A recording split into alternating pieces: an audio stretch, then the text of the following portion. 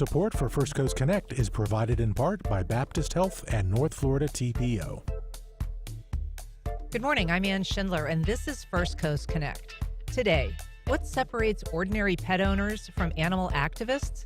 We talked to 4 people who've devoted their adult lives to the care and protection of animals. Later in the program, from glucose monitors to caffeine pouches, we discuss healthcare trends and take your calls and questions in our monthly house call with Dr. Joe.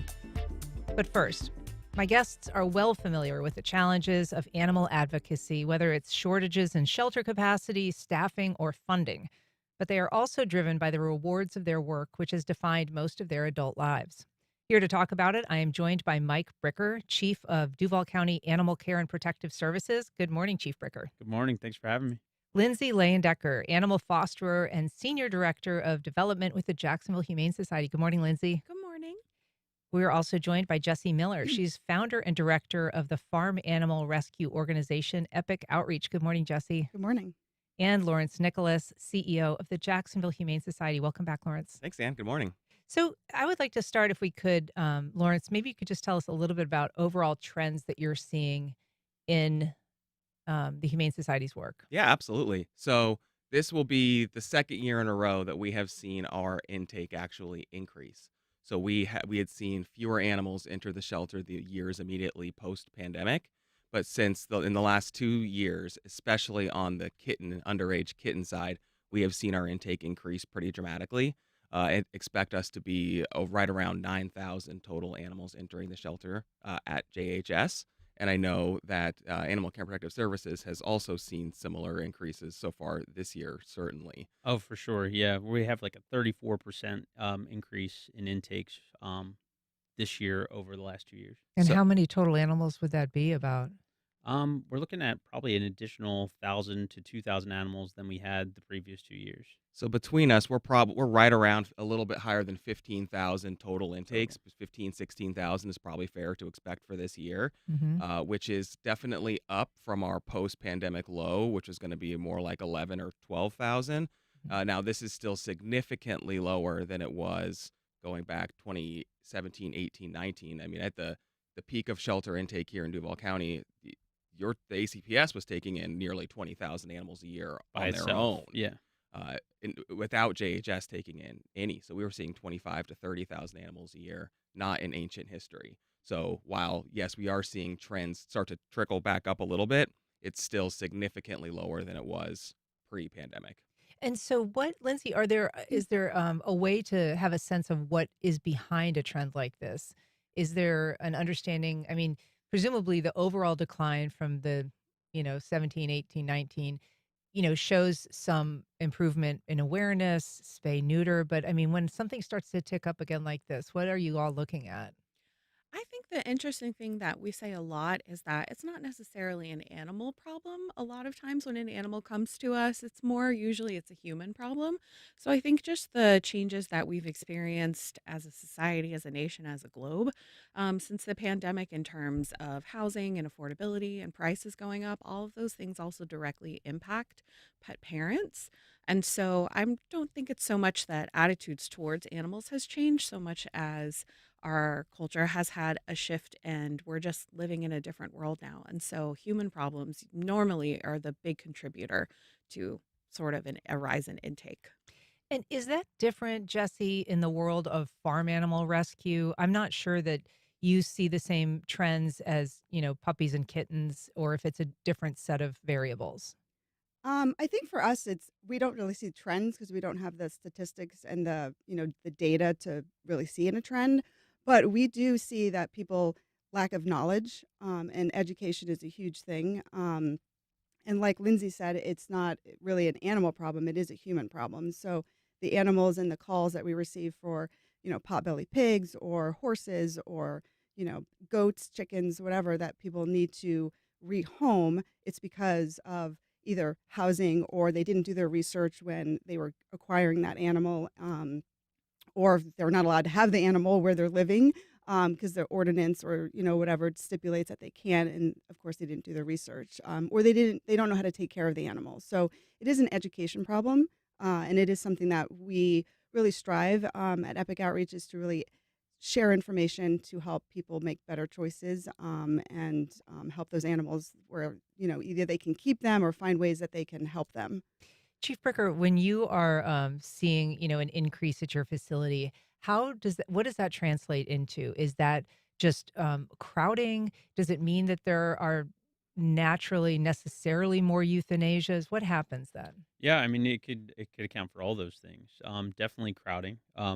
As Lawrence was mentioning a little bit earlier, is that length of stay is increasing. So the not only the amount of animals that are coming to us has increased, but the amount of time that they're staying in our shelter has How increased as long do well. they usually stay? Well, the goal nationally is that we want them to be in there for like 14 days at a max, 2 weeks. But now we're seeing dogs that are staying there for 30, 45. We have a couple dogs at our shelter that have been there for 500 days.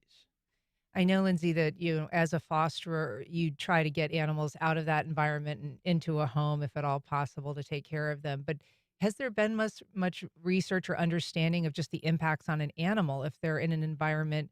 I mean, even the best environments in a shelter situation are noisy. They can be scary. The smells can be kind of assaultive. Yeah, absolutely. There have been several studies done about the decrease in stress levels. So, two things to look at for dogs: it's dogs and cats, adult dogs and cats. It's definitely able a chance for a foster to learn more about them that you can't learn in a shelter setting. A lot of things that adopters may want to know: are they house trained? Do they like riding in the car? Do they get along with other animals and kids? We can learn those things in a foster home a lot faster than we can in a shelter setting, which is wonderful. And then when you're talking about neonatal animals, primarily kittens, their immune systems are so compromised because they're not able to have vaccines and they're just little itty bitties. And so being in a shelter with a lot of other animals and a lot of other germs and diseases, no matter how hard we try as a staff, it's sort of the same principle as when the kids go back to school, they all get sick. It's, little babies in the shelter get sick. So it's best for those little neonatal animals to get out of the shelter so that they have the best chance at survival. And Lawrence, if you could, ask for one of the components that go into running a shelter, which would be, more money, more staffing or more volunteers to help do things like walk the animals or foster them. Do you have a wish list order? Well, I mean, always money is what's always going to make that stuff go around, right? You're not going to be able to do any of those things without the resources to do it.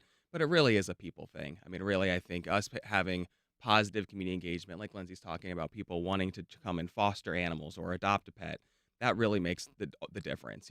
The best intended shelters can't do anything if they don't have the community behind them to support them. Otherwise, I mean, who's coming to get these animals if not the community? So making sure that we have people who want to support us, who are excited about our work, that we're sharing the positives of what we're doing. I talk about this a lot, very often, that the perception of the shelter for most was formed by Lady and the Tramp and the idea of the dog catcher with a giant net and this scary, stinky place that people don't want to go. Well, that's the story that we've told. So we need to tell a different story, that the shelter is a place that's happy, a place that homes are made and that love grows. The more that we can share that story, then people want to come and be a part of our work because they want to, because they're excited, not because they're sad or feel guilt to do so. Right. If you're just joining us, we are talking to 4 local animal welfare advocates about rescue agencies and the challenges and rewards of their work. If you would like to join our conversation, whether you work in animal rescue or just are a pet lover, you can give us a call at 904-549-2937.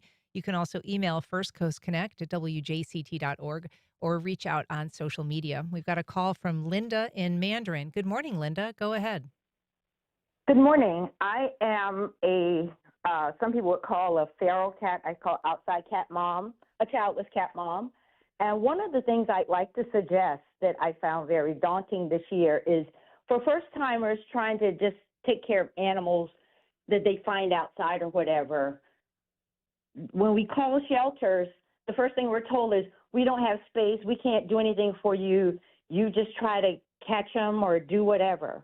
What I want to offer is that pet lovers, which I wasn't until 5 years ago, you and the animal control, if you would just say, I know you can't keep these animals long term, but there are a lot of pet lovers that would be willing to foster an animal for 2 to 3 weeks as long as there are ongoing adoptions. So just say, could you foster a cat or multiple cats for 2 or 3 weeks until we can get them adopted? But we're trying to get them adopted, we need to have a trap program community-wise. Look at the zip codes where the animals are being returned from and focus on there so we can do a community trap to get the females fixed. Mm. Thanks, Linda. What is the status of those trap, neuter, release programs? How do they work? Who funds them? Who does them? Yeah, so I could speak a little bit to this. So we, as the city of Jacksonville, we provide a large sum of money to First Coast No More Homeless Pets. So every resident can get free spay and neuter through that program. It's up to 6 cats in a month that they can bring. But as you can imagine, it's that gets backed up pretty quickly. So the scheduling gets backed up, but that funding is there for that. The truth is, there's a lot of cats. And we do have a lot of advocates like Linda that are doing a really good job with that trap, neuter, release program. But as always, we want to grow that. We need more veterinarians to sign on to do that program to help us out with that. First Coast does everything they can, but the demand definitely outweighs the capacity. And it is incumbent on the person who's caring for those cats to bring in the cat. Is that right? There's not like a program that goes out and collects them and brings them in. And sprays Correct. them, right? And one thing I would add to that too is, from my travels across the country, there are very few communities who invest $400,000 of city tax money for spay neuter for animals in the community. And is that what we're doing here? Correct. Yeah, So so you- 200,000 is for that feral fix program Mike was talking about, and there's an additional 200 for low income owned pets. Yep. Through the same or similar program as well. And I mean that's one thing I think lots of Duval County residents don't realize is that level of investment from the city is significant, and it's higher than it is in most places across this country. Jesse, I want to ask you about starting your rescue because it was really you were kind of mission driven. It's not only about the animals and saving them from sometimes very dire situations, but also about using them as a teaching tool and really trying to teach compassion. Yeah, I mean, that's the whole point, right? Because we only have so much capacity to take in so many animals at the sanctuary. So at some point, you've got to share information to hopefully, inspire people to make better choices and then to learn more. A lot of people think that the sanctuary is, the place that these animals want to go to. And just like dogs and cats want a home of their own, these potbelly pigs and a lot of the horses, they really want a home of their own. We have over 70 animals at our sanctuary.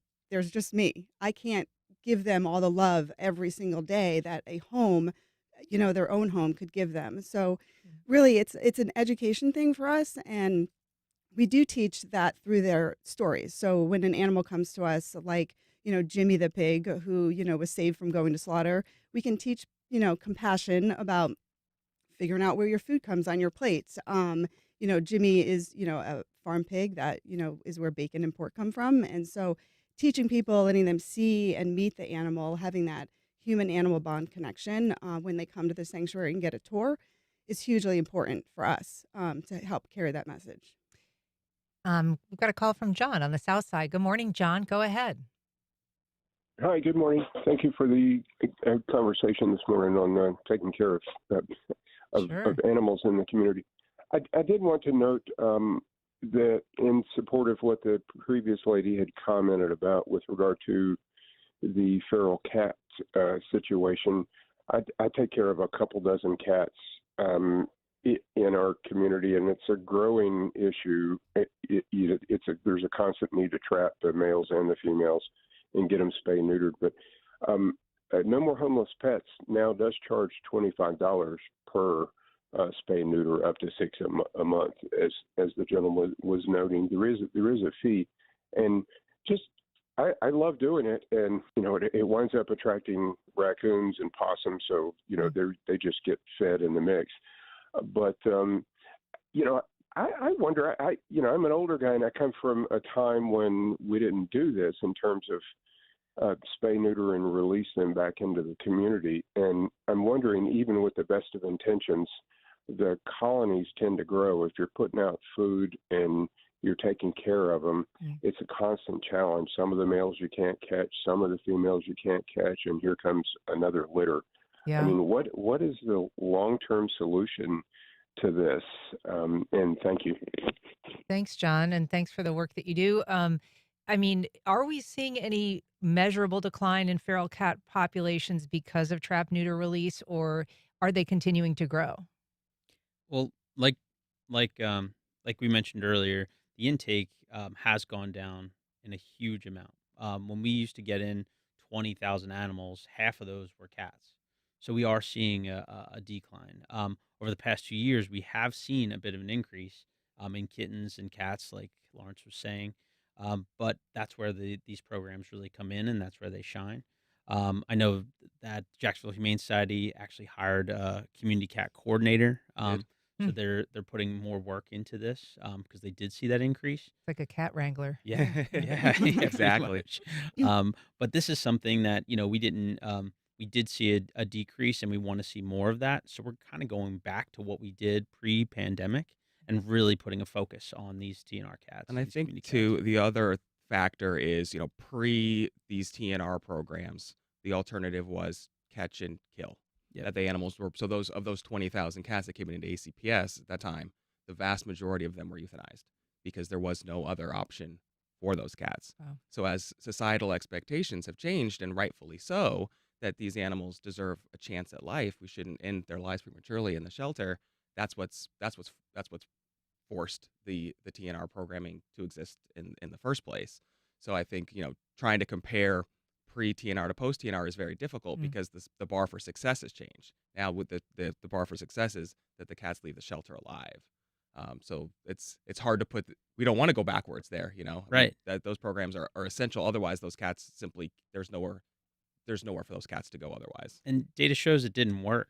And when ACPS was getting in those 20,000 cats and euthanizing a great deal of them, they got that same amount of cats in the very next year. So the only reason we saw a decrease was because Jacksonville put in so much work into the TNR program. So that's why. All right. We've got a call from Pam in Jacksonville. Good morning, Pam. Go ahead. Hi, thank you. Yeah, I just wanted to call and say thank you so much for all you're doing. I'm a security officer in a multi-business complex here in Jacksonville, and we catch them, you all pick them up, and you bring them back, and it's been wonderful. You've been really effective, and I would like to suggest getting out there for businesses. I have a tremendous amount of business support. I've homed 9 kittens this past season, just from people who want to be able to help. They get them before they come to you, get them healthy, and then bring them to you so that you can put them in for adoption. So the businesses have been very helpful too. So thanks you for all what you're doing and making it available for people to foster and getting the big expenses out of the way so that these kittens have a chance. Thanks for the call, Pam. Lindsay, I mean, doing a lot of fostering in your line of work.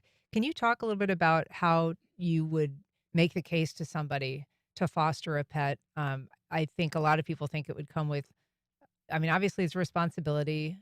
Cost, I guess, would be one concern. How do you sell it to people? It is one of the most rewarding things, honestly, I've ever done in my life. And the shelters do take care of the costs. So there's no veterinary care costs. They provide the supplies. But it's just a really exciting way to give back. Personally, for me, it was how I got connected to the animal community and how I have the job that I have now and how I met and made so many friends. So there are so many benefits for it. In addition to life saving, you truly are a life saving piece of the puzzle. And that's what I love about fostering and people who trap cats and people who work in that field. It's such rewarding work that sometimes goes unnoticed. And so a huge thank you out there to everyone who is fostering and trapping cats. But it's just, for me, the emotional reward. I think people get worried that they'll get sad when the animal goes away. Don't worry, we'll give you another animal. You won't be sad They're anymore. not going to run out. No, and you might adopt one, and that's okay too. Like people call it a foster fail. It's not a fail, it's a win. The animal found a home. We're happy. So just come and talk to us if you're nervous about it. I think that's another thing, especially with bottle baby kittens. I won't know what to do. Come in. Our staff will train you on the spot, or if you're not comfortable, we'll start you off with maybe a mama cat and some kittens, and you can work your way up to it. So, Yeah. I was curious, for the animals that you take at the Epic Farm Rescue, Jesse, is this kind of their final destination? I mean, we're talking about, at the other facilities adopting out or finding a permanent home, but is this their permanent home? Not necessarily. Okay. We do adopt out some of them. Some of them will stay with us if they're not, eligible to go into a home for whatever reason, physical or emotional, but we do have some baby piglets right now that could use some fostering. Uh-huh. They're kind of on the unsocial side, and we would love to get them in a home where they get a lot of socialization, but they're up for adoption. And we have several other pigs that are up for adoption. Potbelly pigs make great pets. They're just like a dog. They're just in a pig form. They do listen. You can potty train them. You can teach them tricks. And for they're people who are watching our live stream, there is some great little piggy footage. I mean, they are very sweet. Yeah. And so they're maybe sometimes a little bigger than people expect, though. I mean, what should people know if they're adopting a pig? Yeah, I mean, potbelly pigs, they can get to be about the size of, maybe a 50, 60-pound dog. But in the sense of a pig, they're very dense. So they're going to be like 80 to 120 pounds or more. Some of them get a little bit bigger. It just varies depending on their breeding and just their body makeup and chemical makeup. And so they can get, we say average is 80 to 120 pounds, but they can get up to 250, 300 pounds.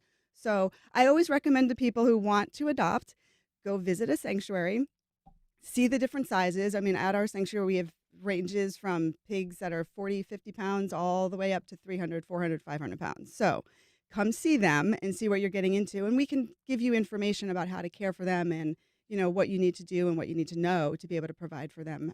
But they do make great pets. I do tell people they are very clean animals, unlike people think. I don't know if there was mud pictures up there or video, but they love mud because pigs naturally don't sweat. They cannot control their body temperature. It's the only way they can cool off in the summer or anytime is to get into mud and get in water. So they're not dirty animals. They just like to be in mud because it provides, sunscreen, so they don't get sunburns. And of course, it helps to cool them off. So they love mud. We've got a call from Hilda on the west side. Good morning, Hilda. Go ahead. Good morning. Thank you to all of you and what you do, and thank you to all the trappers. They're wonderful. I think there are the people that are, breeding dogs, in particular the pit bull mixes that seem to be predominantly what are ending up in the animal care and protective services.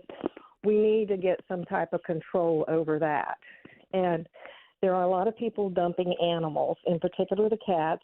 Maybe if they had satellite offices on each side of town, that would cut down on that because people maybe don't want to go to 4th Street.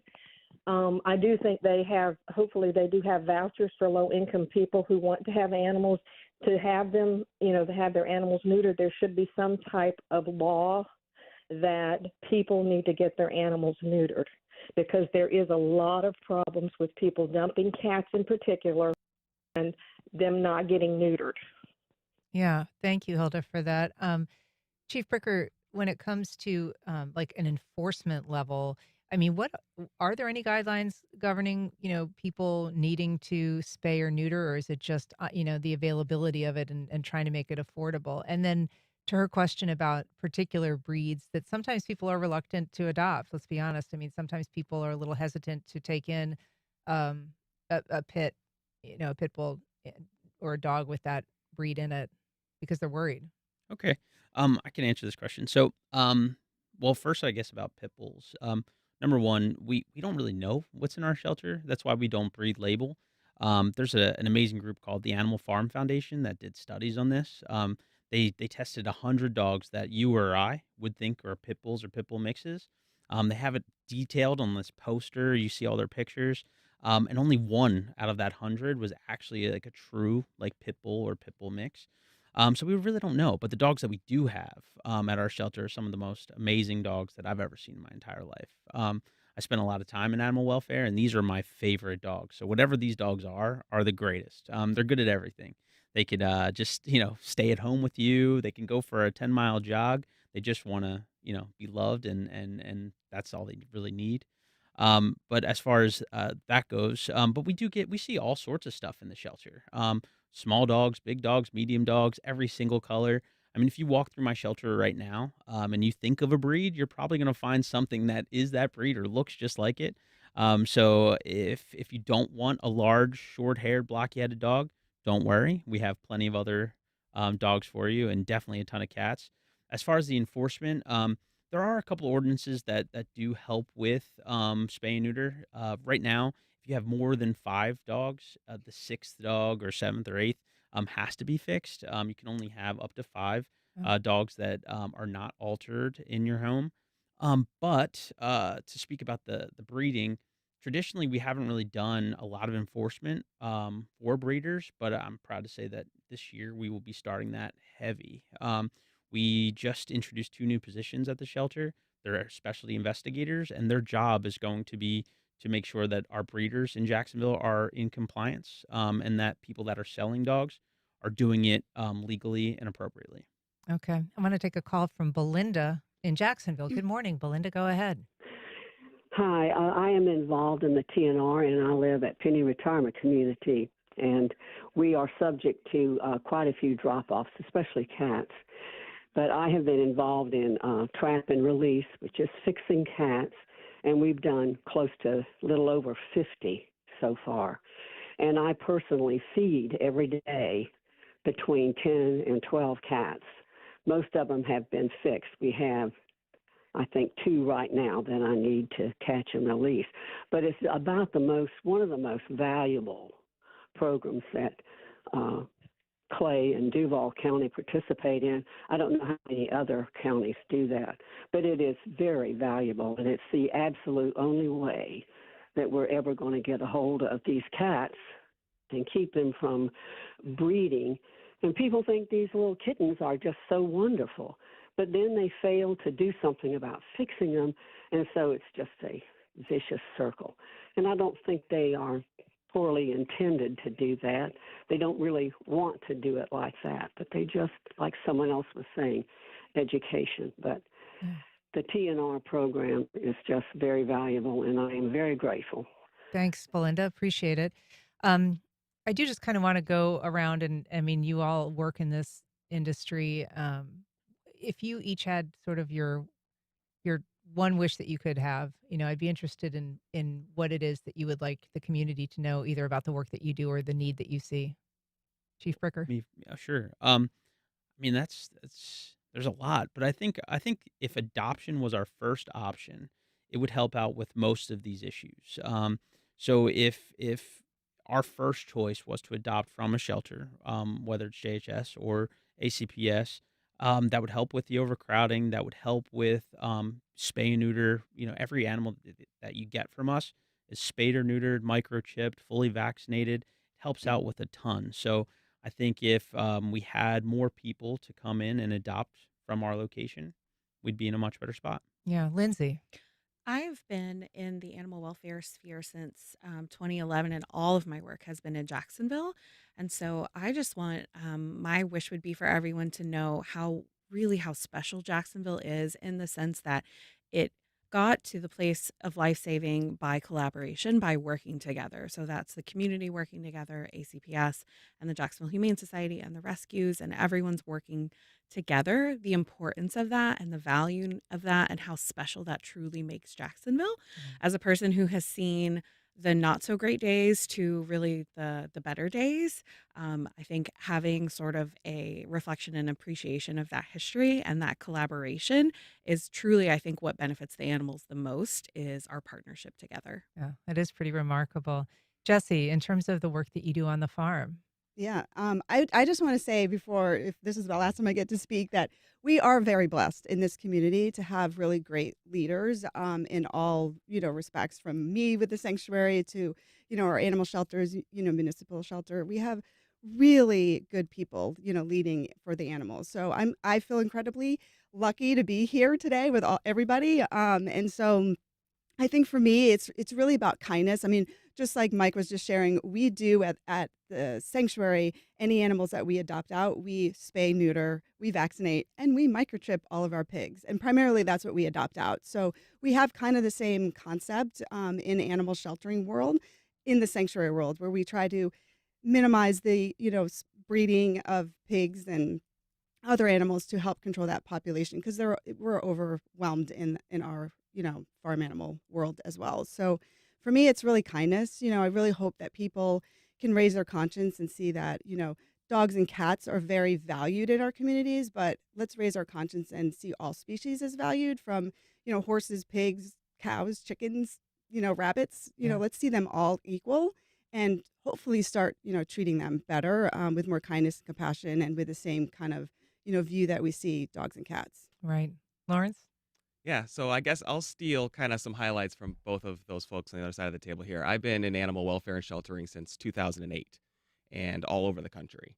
And I can definitely see, I didn't come to Jacksonville until 2021. And I can absolutely echo what Lindsay's saying, is that some of what happens here is exceptional in terms of the level of collaboration, the fact that we can have this conversation around this table, and it be that we're all fighting the same fight, as it were. That's unusual, and it's special, and it's fantastic. So I would definitely hope and wish that more folks in our community could know just how fortunate we have it, frankly, because we are all together. We're all on the same side here. Mm-hmm. And I think too, what Mike said about adoption being the first option really is, at this point where we sit, absolutely critical. That we spend a lot of time trying to solve problems within the shelter and on the intake side, and what can we do to prevent animals from entering the shelter. But the best way that we can help more animals is by ramping up our adoption programs, by helping more animals who are in our care find their next adoptive home, then we'll be there for the next one. So I think if we can continue to really prioritize that part of our work, then we'll be in a better place. All right. Lawrence Nichols from the Jacksonville Humane Society, Jessie Miller, founder of Epic Outreach, Lindsay Layendecker, Senior Director of Development with the Jacksonville Humane Society, and Chief Mike Bricker with the Duval County Animal Care and Protective Services. Thank you all so much for being here. Thank you so much for the work that you do. Thank you so Thank much. you. So much. All right. We'll be back in just a minute with our monthly house call with Dr. Joe.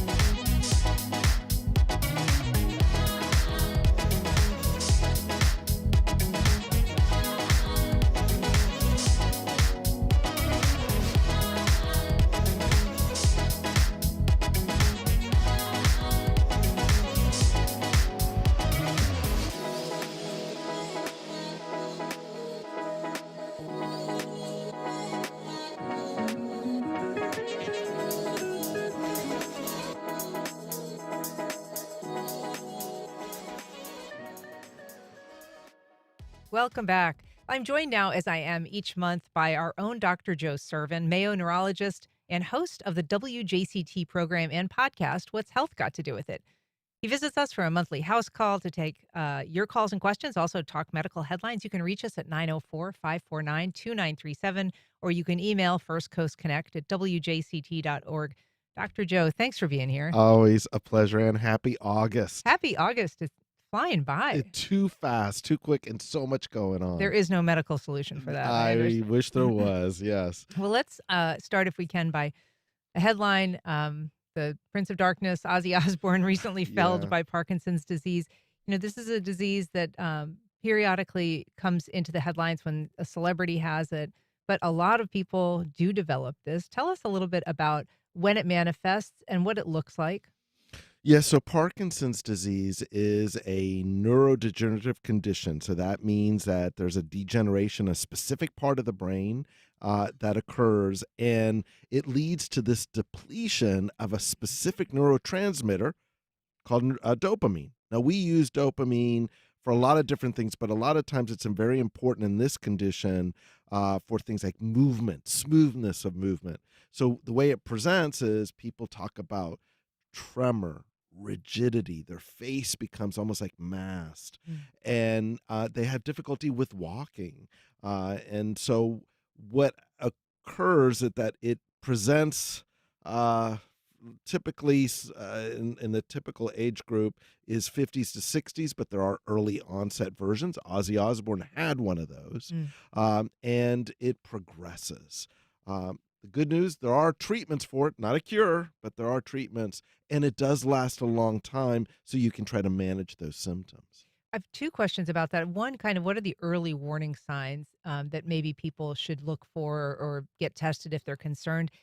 The other is that I only recently learned that there's sort of almost like a mental aspect to Parkinson's. It can cause behavioral changes. It can cause mood changes. Can you talk a little bit about that as well? Because that was totally news to me. So the first thing is that in terms of the most characteristic thing that people will often come to us for are either a tremor, hand tremor, and it tends to be a specific tremor because not all tremors are Parkinson's. It's a resting tremor, a tremor that occurs when you are doing nothing.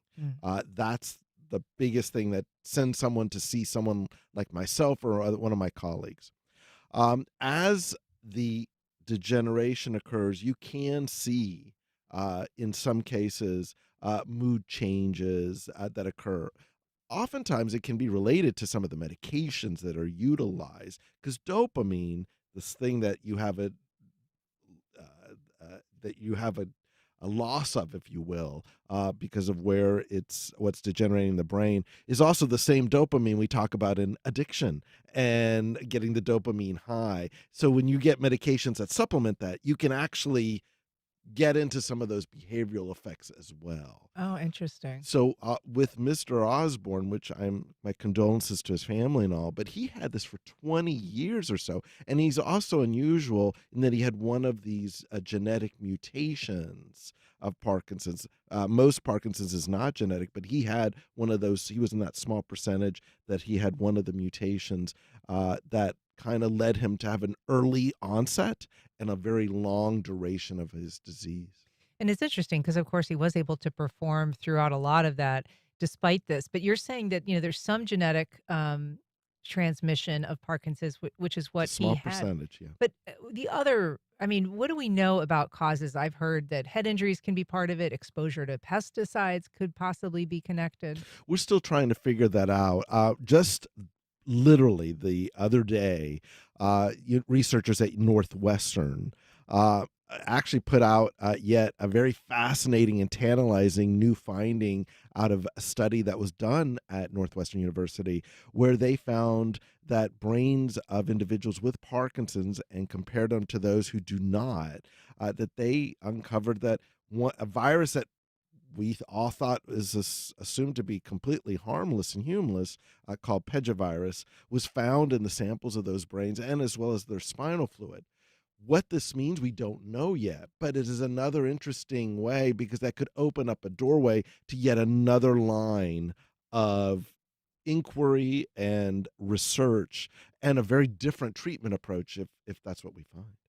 I want to shift gears and talk about something that's been kind of like we always seem to have these TikTok trends, Yeah. in medicine. Oh, so many. And So I'm sure many. that it's the bane of a lot of doctors' existence these days. But this one is these continuous glucose monitors, which are an essential, aid for people with diabetes, but have become almost a trend among people who do not have diabetes. What's going on? So here's the deal. So in people who have diabetes, you need to know your blood sugar so you can give yourself either more food or insulin, depending on where your blood sugar lies. And so it's revolutionized how you manage diabetes because instead of always having to prick your finger like you used to have to do, this thing, you just put it in, it has a little needle like a patch, and it samples the blood at all times.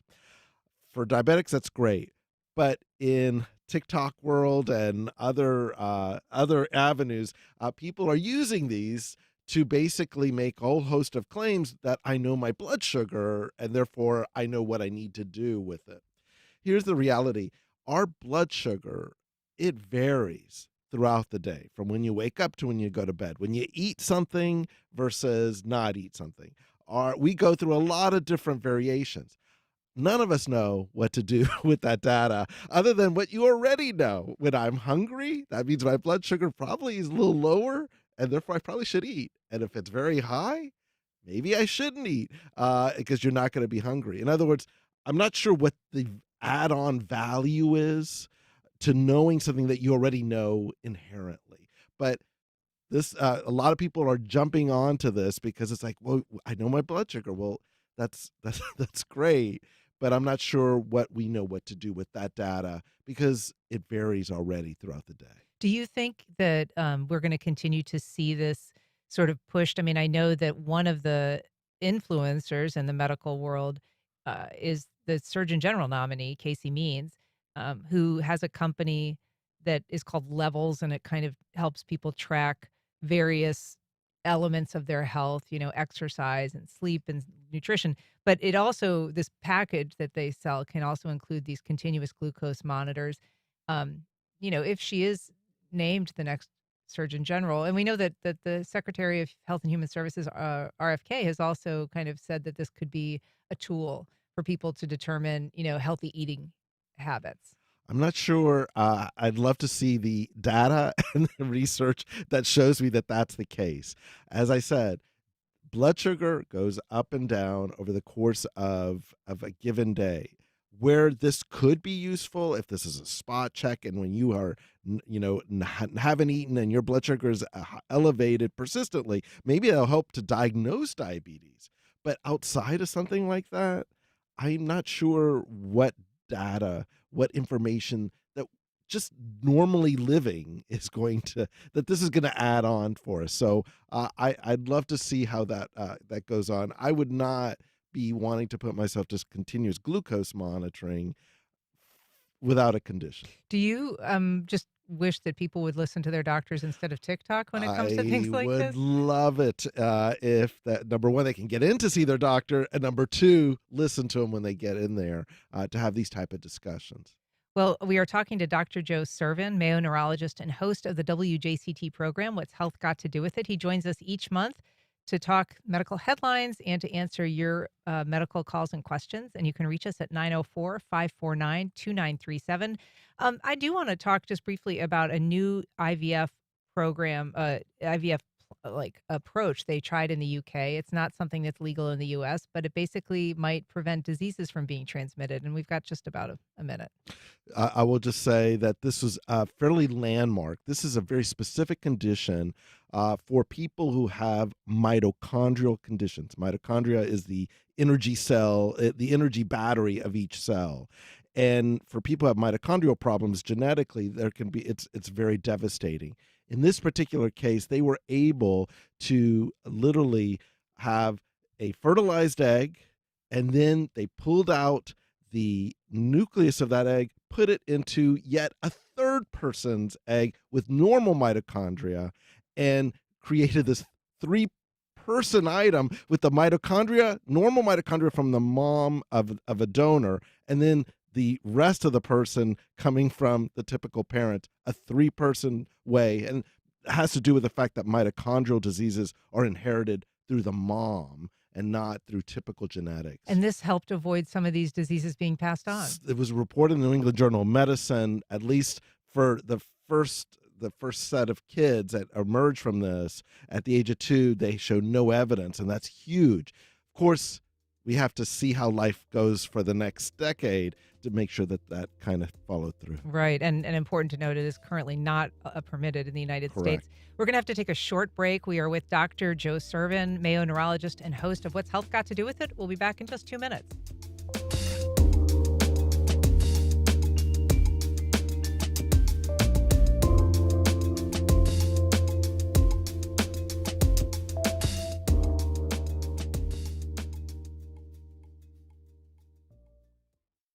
The Florida Theater presents The Psychology of Cults, a live event exploring how cults form, why people join, and what it takes to leave. Wednesday, October 8th at 8 p.m. Information at floridatheater.com. Terrell Hogan Law. I'm Wayne Hogan. When people are hurt through no fault of their own, finding the who, what, when, where, why, and how that led to the accident is critical to proving the truth. More at TerrellHoganLaw.com. For decades, Iran has been an adversary of the United States. On the next Fresh Air, Scott Anderson chronicles the Iranian Revolution of 1979, the upheaval that deposed the reigning monarch and transformed the country from a U.S. ally to an Islamic republic. He says blunders by American policymakers played a key role in the outcome. Join us. Today at noon on WJCT News 89.9. Abir Barakat lives in Gaza City. She and her family are down to one meal a day, if that, and all that's available is bread, pasta, or lentils. My family is starved. Everybody around us, we are like walking dead. We are like zombies. If you look at us walking in the streets, we feel like drunk people. Hunger and famine in Gaza. That's on the next On Point. Today at 11, here on WJCT News 89.9. Civil rights groups are suing over due process complaints at the new controversial immigration detention center in Florida. Attorneys say detainees are being held there without charges or access to legal counsel. As the Trump administration's aggressive deportation push continues, a look at the legal rights of those in immigration detention centers and the conditions they face. That's next time on 1A. Today, starting at 10 on WJCT News 89.9.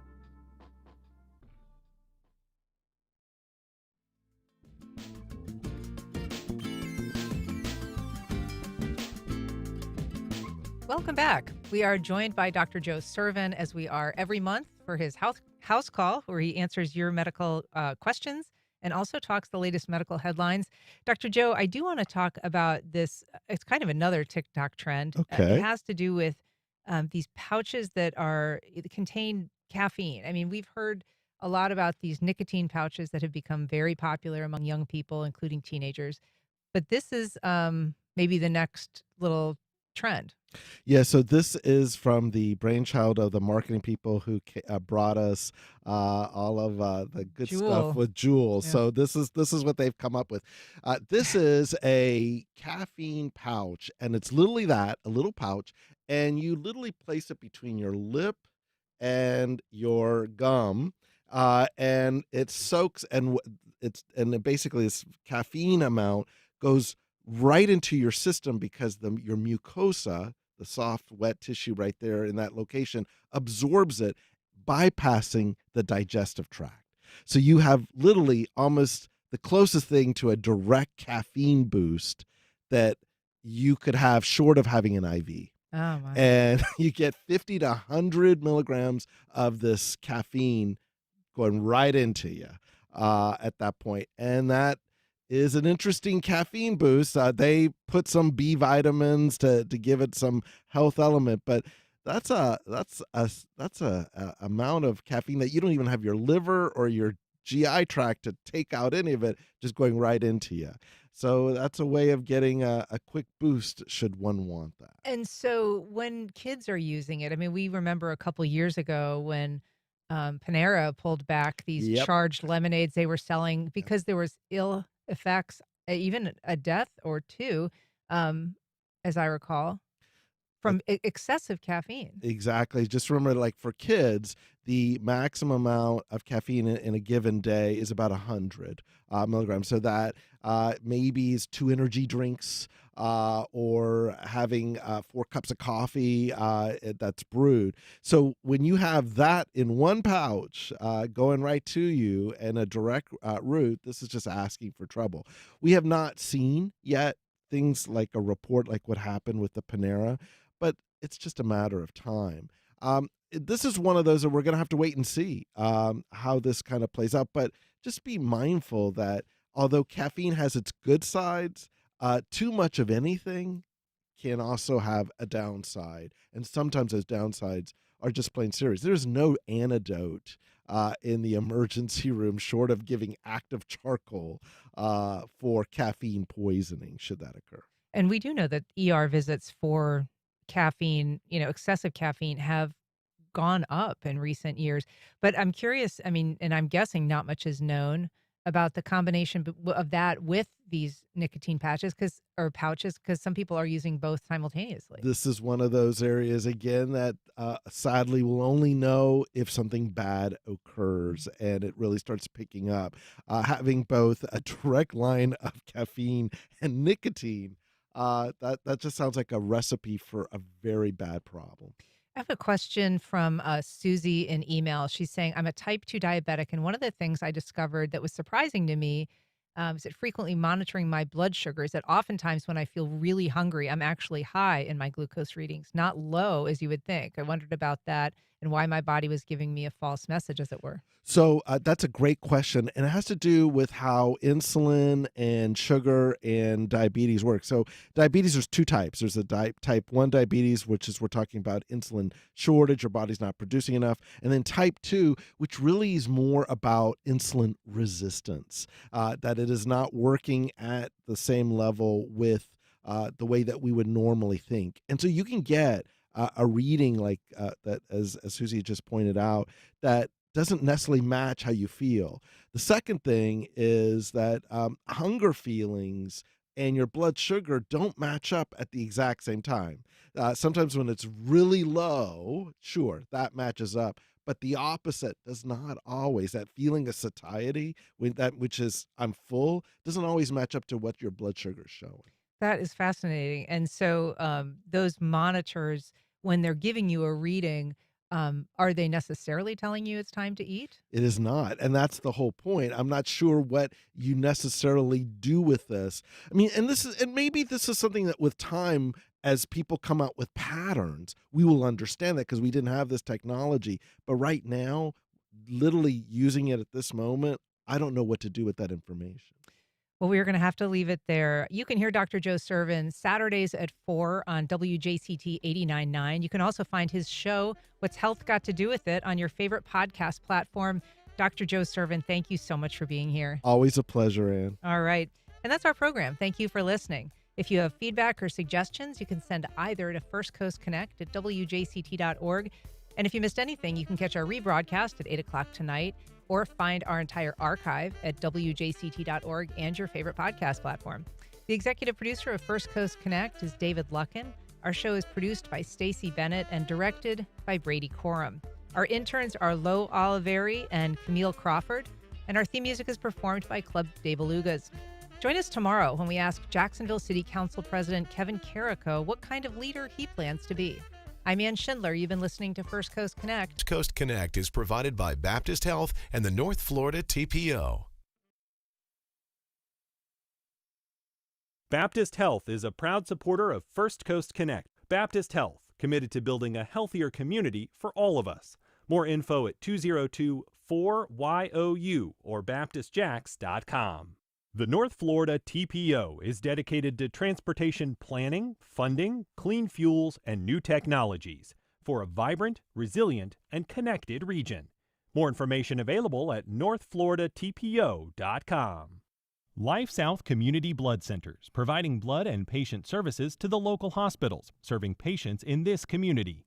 Donating blood with Life South helps save lives. More at lifesouth.org to find a blood drive near you.